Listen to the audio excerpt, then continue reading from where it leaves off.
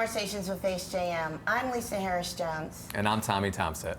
And we're going to continue our discussion today with Democratic nominee Wes Moore. Thanks for spending more time with us. Thank you. Thank you. I heard a radio interview about the federal funds that are coming to Maryland, historic amount with regards to COVID, and someone asked you how you would spend it. And your response was, I'm not going to spend it, I'm going to invest it. That's right. What's the difference? I think that spending means how we're just going to get the capital out of the door. Investing means how are we going to use that capital to create a long-term societal return on that investment. So if we know that we have $1.9 billion that's earmarked towards education, I'm actually not interested in saying, well, what are we going to do to allocate the $1.9 billion? What I want to know is how do I turn that 1.9 into 5.4? And have it have significant long-term impacts on the educational prospects for all of our children and all of our students, right? Those are the things, and that's the mentality that I want to take to how we're thinking about capital budget allocation. And if you take a look at something like transportation infrastructure is just one example. We haven't seen this level of investment coming to our states literally since FDR. So we have long-term capital investments that we are going to make in our state right now that will help address these challenges that oftentimes have just been generational. You just got a huge endorsement with the FOP. Yeah. What does that mean about you in the seat as governor and public safety? Yeah. I think the thing that the FOP saw was first that I showed up. That I was there to listen and I was there to share. And when I say that I believe in partnership, I mean I believe in partnership.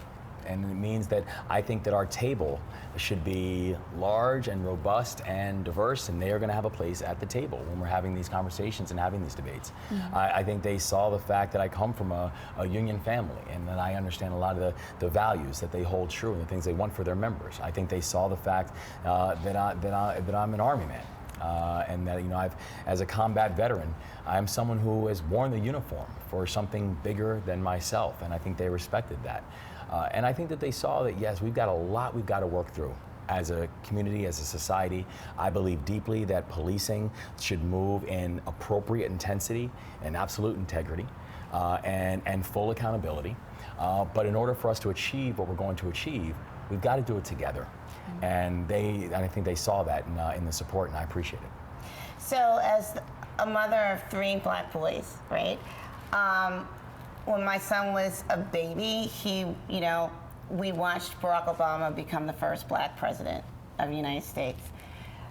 What was historic about your primary win was that my 18-year-old, my 21-year-old, and now my oldest, who's in law school, they were all able to go out and vote for a black candidate, and that was you. So we're all volunteering too, and it means the world to me. No, they believed in you, and they casted their vote. It was very important to them. And so, as we sit here, and they were also, they told me that they voted for Anthony Brown for Attorney General. And they voted for Brooke Lehrman as, who, if everything works out and the polls are accurate, would be the first woman controller for the state of Maryland. So, my last question to you, and I asked this to Speaker Jones as the first black woman, first black Speaker of the House, what does that mean to you, and what does that mean to the citizens of Maryland that you could possibly be the first black governor for the state of Maryland? It's humbling because I know the path that had to be taken in order for me to get here, and I know the shoulders that I'm standing on.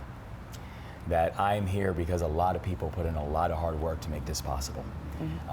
That we're now on the cusp of doing something special because there are a lot of people who fought and tried and died in order for my path to be something that is real. I think about even with my grandfather, was the first one on my mom's side of the family born inside this country, and when he was a toddler, was ran out of the country by the Ku Klux Klan, and ended up returning to the country, going to an HBCU, and becoming the first black minister in the history of the Dutch Reformed Church.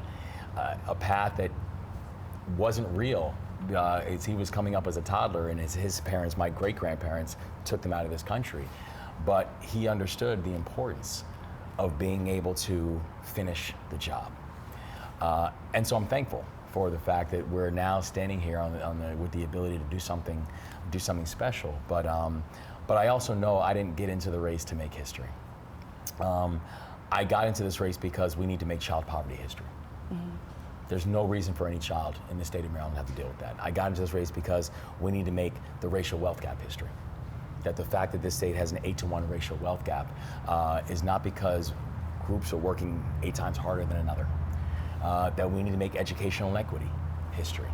That we should not be predestining the future of our children before they even have a say in that. And so it's not lost to me when you think about the history of the state of Maryland. That we have had a history that's not just been uneven, but has been racially tinged from our origins.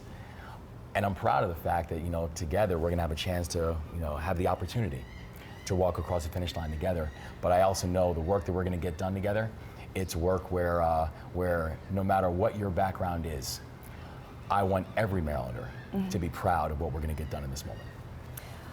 Well, thank you for joining us, and we wish you much luck on November 8th. Thank you. And a lot of luck getting through the Maryland Association of County, the conference. I know you got a lot of hands to shake and a lot of events to go to, but thank you for joining us again. It's my joy. It's my joy to be with you always. Thank you. Thank you. And thank you for joining us with Conversations with HJM.